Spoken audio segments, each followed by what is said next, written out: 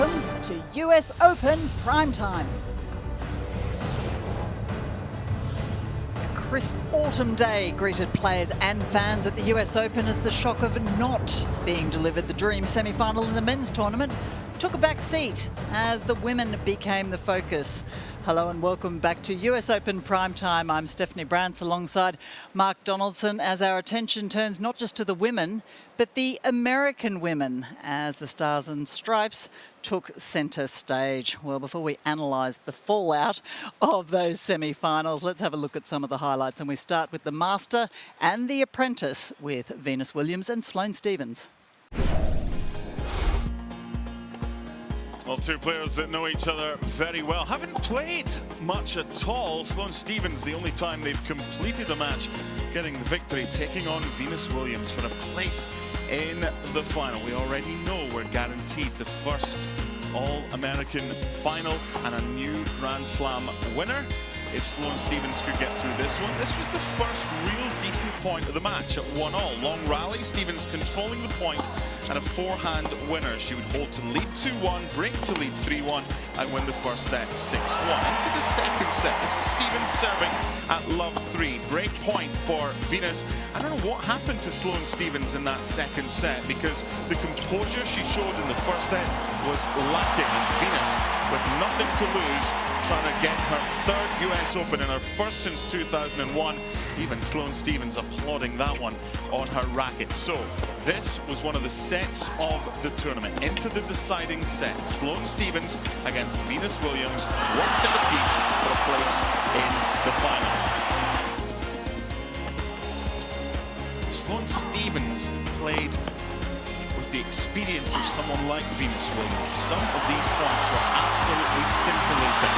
No such thing as a lost cause. Kept going. What about that for a while? Venus chasing it down, couldn't get there, and Stephens does so well. She's on fire, running down everything, and with 2 hours on the clock, Sloane Stephens against Venus Williams, chasing everything down, getting angles like that, the winner, and that would set up match point. Venus Williams with the error into the net. Sloane Stephens through to her first Grand Slam final, 6-1, love 6, 7-5 against the two-time champion, Venus Williams.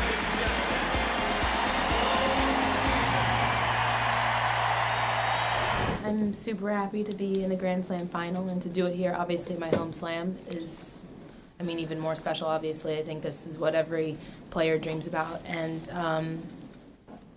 fortunately, but unfortunately, I had to play Venus. But having 4 Americans in the semifinals, I think that says a lot about American tennis and where we are right now. And I don't think I would have had it any other way. And I'm just super proud and honored to be a part of what these 4 girls what we did tonight. When I came back from injury, I didn't have all of my tools. I didn't know if I was going to be able to run down every ball. I didn't know if my power was still going to be there, my timing. I didn't know if everything was going to be right. And the only thing I kind of had to rely on was my fight and just making sure that every time I was on the court, I gave my all. And when I'm on the court, I realized that if I just stay positive with myself, I can make a lot of things happen. And I can fight back from a lot of things. And it's basically just what I think about, to just get my racket on every ball and stay positive, and something good will come of it. I wasn't playing well, just wasn't playing well, and so those are the moments when you have to dig deep and figure out how to get the ball on the court. And I have a big game, so I can't be tentative and just trying to figure out how to put that ball in. And I figured it out a lot, but she played great defense. I haven't played her in a long time. Clearly she's seen me play many, many times. I haven't seen her play as much, so. It's good to play against players and you get the opportunity to understand their game a little more. Madison Keys against Coco Vandeweghe, 4 Americans in the semi-final. We know we're guaranteed an American winner, but who would it be, Coco Vandeweghe or Madison Keys? Well, it became pretty obvious pretty early. There was only going to be one winner. A dominant performance, whether it was attacking from behind the baseline or coming forward from Madison Keys. Both players certainly have plenty power about them, but Madison Keys coming into the net with a put-away winner. was utterly dominant in this one. You wonder about nerves, you wonder will it affect them, but Madison Keys certainly against Coco Vandeweghe looked like she belonged in this court, and she utterly dominated this one. The first set took 23 minutes. 6-1, Madison Keys took it. Coco had her moments. Madison had one or two nervy moments. Off she went for some treatment, but back she would come. And the ace for match point. The second set lasting 43 minutes. 20 minutes longer than the first for only a game extra. A 6-1, 6-2 victory for Madison Keys against someone she knows so well. And it's Keys who's through to her first ever US Open final. It was kind of one of those days where I came out and I was kind of in a zone, and I just kind of forced myself to stay there. I knew I was going to have to play really well in order to beat her, and you know, I feel like once things started going, it just kind of fell into place, and then you know, luckily I was able to close it out the way that I did. As far as being that kind of player, a lot of times it's really great or it's really terrible. And finding that middle ground on the terrible days is the toughest part. But today, everything kind of just worked for me. And if I wanted to go in a certain spot, that's where I went, and it seemed like it worked. And I mean, playing Sloane, I know she's going to get a lot of balls back, and she's going to reset the point over and over again. So I'm just going to have to be patient and, you know, not go for too much too soon, and just try to keep building points until I finally have the right ball. I think it's hard to look back on it now the way I'm feeling right now, but it's an amazing experience to be in the semifinal, to be here playing for my country, and to know that I worked this hard to get here, but it's a pretty crummy feeling right now. I think it's a combination of the occasion of how I lost. I guess that equates to more of it's a semifinal at the U.S. Open, the U.S. tournament, and also it's a little bit frustrating right now how I'm feeling of that it wasn't so much of my say-so. I don't feel that way very often in my tennis, so I think it's a little bit of an opportunity lost for me, but at the same time, there's going to be more Grand Slams, and hopefully I set myself up for more opportunities. Well, Mark, Madison Keys was dominant and never really in doubt, and always the favourite, of course, in her clutch. But how about Sloane Stephens? 4.5 weeks ago, she was ranked 934th. Future looks bright for American women's tennis. Yeah, doesn't it just? And even before she got injured and was out for 11 months, you thought to yourself, she's got a package. She's got something. She could do something. She had the injury. As you say, she was nearly at 1,000 in the world at 934. So to come back from that, look, in the second set, forget that, because she didn't play well at all. What impressed me most, Steph, was in the third set, against someone who's been there, done it, and worn the T-shirt. She took it to Venus. Some of the shots that she played as well. There's a belief element about Sloane Stephens now. Maybe it was lacking beforehand, but with the coaching staff she has, I tell you what, she'll be a tough one to beat in the final. That was a fine win over Venus Williams. Yeah, she certainly will. So you've got a tip for the women's final? I think it'll be interesting. I think it'll be entertaining. Look, I thought it would be the other way around in the semi-finals. I thought that Venus Williams would take care of Sloane Stephens pretty quickly, and I thought the other one would go long. So, again, we've discussed my predictions over the last kind of couple of weeks, but as far as the women's final is concerned, they haven't met that often as well. I love the composure that was shown by Madison Keys. The bottom line is they're both in their first major Grand Slam final. I don't think you can predict it because you don't know what's going to go on in here nerves-wise. How are they going to approach this one? That is the big key for this one, because they're pretty closely matched on the form that we saw in the semi-finals, especially the third set for Sloane against Venus. Coming up, we take a look at one of the many specialty restaurants here at the US Open.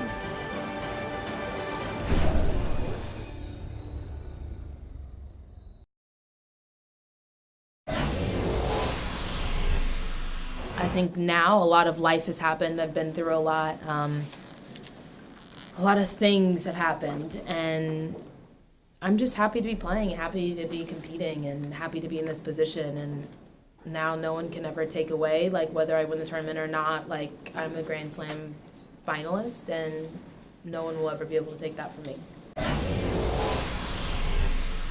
Both of us had done well in previous years, and whether it was not being able to handle things and the pressure, injuries, all of that, it feels like we have always kind of been around, but it was kind of this tournament where we both put everything together and went on a really good run. There's so much more to the US Open than just tennis. Alfredo Lomeli takes us on a tour of Mojito, one of the many specialty restaurants here on the grounds.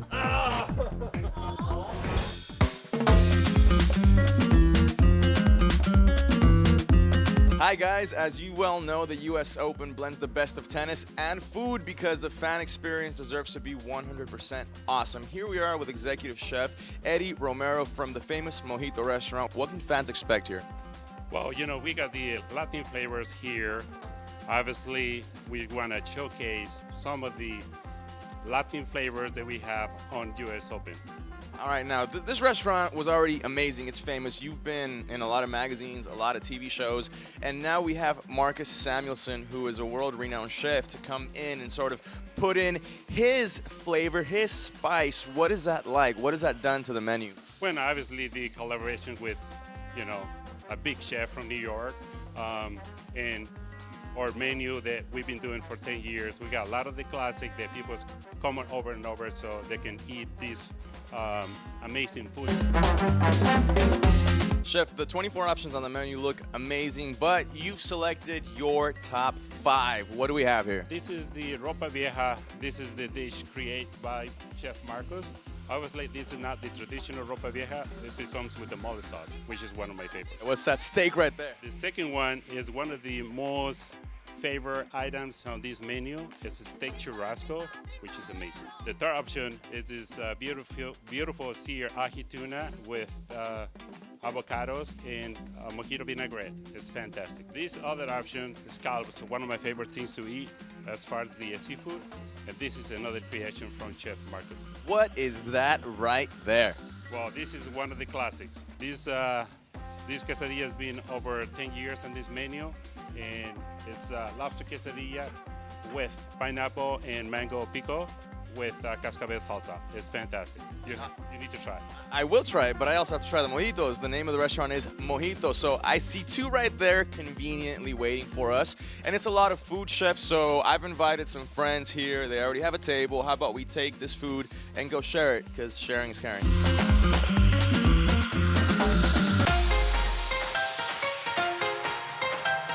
Chef, I understand the doors are about to open here for the general public, so you won't be joining us? Absolutely not. Sorry, but you know, this is a showtime. I'll see you guys later. Fair enough. Thanks a lot. Hey, salud. Cheers. After the break, Darren Cahill gives us his thoughts on Australia's upcoming Davis Cup tie with Belgium.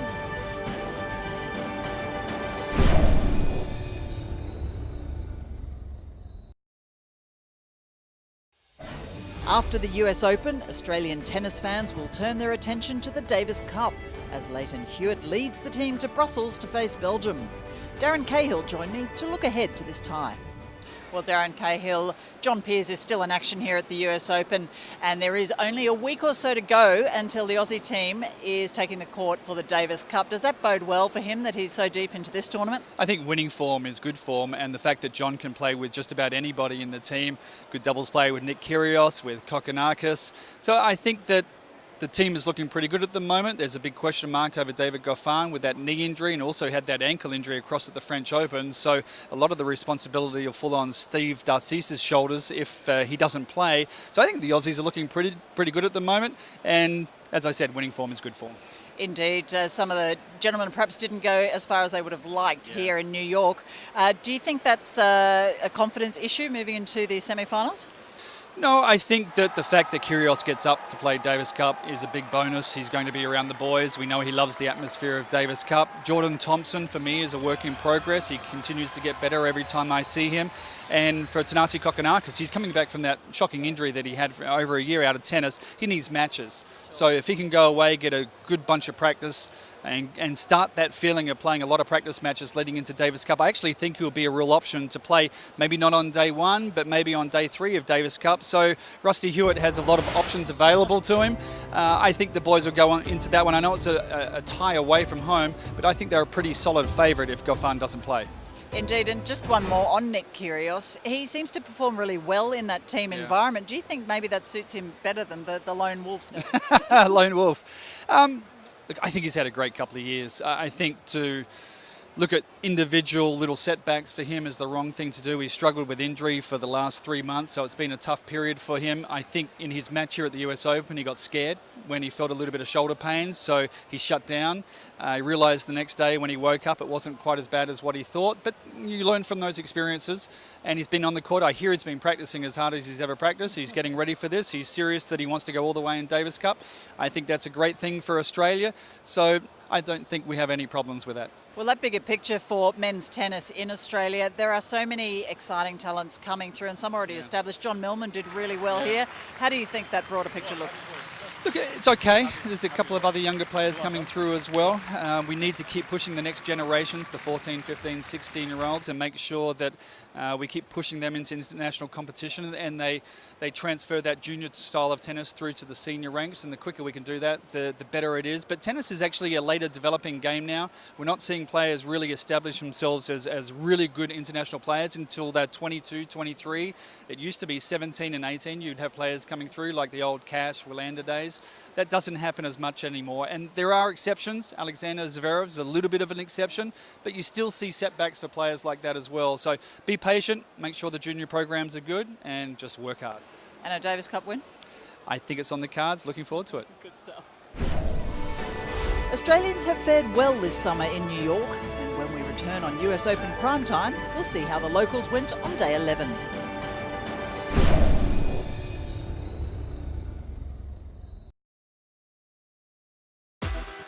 Welcome back to US Open Primetime, where Australian Davis Cup team member John Peers was in action on grandstand today. Here's how he fared. So the number 1 seeds in the men's doubles. Henry Continent, John Peers out on grandstand. They led 6-1 and they were 5-3 up in the tiebreak in the second set. They were pegged back, and Takao and Roger knock out the number 1 seeds. Match point there on grandstand. There's to be no repeat of the Australian Open success for Peers and Continent. And just like at Wimbledon, out they go at the semi-final stage. Great start to the year, Australian Open winners. Semi-final at Wimbledon, semi-final here. That's pretty good, isn't it? Yeah, no, the good thing is Henry and I started to be really consistent, especially in the big tournaments, and that's been our plan, or our goal, to be honest, from the start of the year, to be really consistent in title contenders week after week. So to be able to actually do that in 3 out of the 4 slams has been really good for us. Good luck for the rest of the season. Thank you. Perfect. Thank you. There are a couple of Aussies still in action. One of those is Anastasia Rodionova, going quite deep into this tournament. Yeah, I was looking at going back. I mean, you've got to go back 14 years. She actually reached the final of the mixed doubles at Wimbledon. She's 35 now, and it's great to see her still performing. She represented Russia back then. She's now an Aussie from 2009, and she's got a good chance. However, something's got to give. It's either Australia going through or New Zealand going through. What do you think? Well, being Australian, I'm a little bit biased. There is another Aussie who is still in action in the US Open, and Dylan Alcott will be back on court in the men's singles quad wheelchair. And he wasn't happy, Mark, with his first performance today. Let's hear what he had to say after his match. Yeah, had a bit of a shocker, unfortunately, had a loss. First loss I've had since like January last year, I think it was, so about 18 months. But it's a bummer, but luckily our competition is round robin here with the finals, so still got another chance, but props to Lappa, he played really well. And yeah, it was a bummer, I just couldn't get going, which is a shame. I thought I got a bit better there for a bit, but just couldn't get it done, but hopefully I have a good sleep and come back all right tomorrow. Yes, hopefully Dylan Alcott can bounce back after that straight sets loss to Great Britain's Andrew Lapthorne. He did come into this tournament as favourite, and as he's mentioned, it's not something that plays on his mind, but I think he'll be in better form. I think so. We were out on court 10 watching that match as well, and towards the kind of end of the first set, he kind of held the shoulder, the rotator cuff as well, so hopefully he's feeling okay. He said there was no issue afterwards, and I'm just in awe of these guys and girls in the wheelchairs and the ability that they have to get around the court. I mean, it's fantastic to watch, and if you've not seen it, it's certainly worth paying some attention to, because they're very skilled and very talented at their craft. Absolutely extraordinary. The other action, of course, tomorrow will be the men's semi-finals. Now we have Pablo Carreño Busta and Kevin Anderson in one. What do you see happening there? I've looked at the run of Carreño Busta to get to the semi-final, and it's a fantastic achievement. I'm not going to downplay it by saying he hasn't really been tested, because, again, mentally, he's done well to get to where he has. But we were discussing this earlier, about the players that he's faced. He's not faced your 130-mile-an-hour first serve and a boom guy who's also talented Kevin Anderson on the deck as well. I think there'll be more tennis played in that than a lot of people think, because all the headlines are going to be for the other semi, which I'm sure we'll discuss in a second. This one could be decent. I think Kevin Anderson will go through to his first major Grand Slam final. Wow, so we'll have a South African then up against either an Argentine or a Spaniard when we see that Rafael Nadal and Juan Martín del Potro semi-final. Come on. Tell me what's going to happen. It's going to be exciting, especially after the way Del Potro has fought back to even be here still. So this is my crystal ball. It's hopeless. Go with something else. I know it's hopeless, but my crystal ball's not telling me how much is left in the tank for Delpo, because I don't think he knows as well. 2-0 down, 2 sets to love down against Dominic Thiem, came back. Then against Roger, how much is left in the tank? He won it in 4 sets. Again, if he's got enough in the tank, then Rafa's got a tough one here.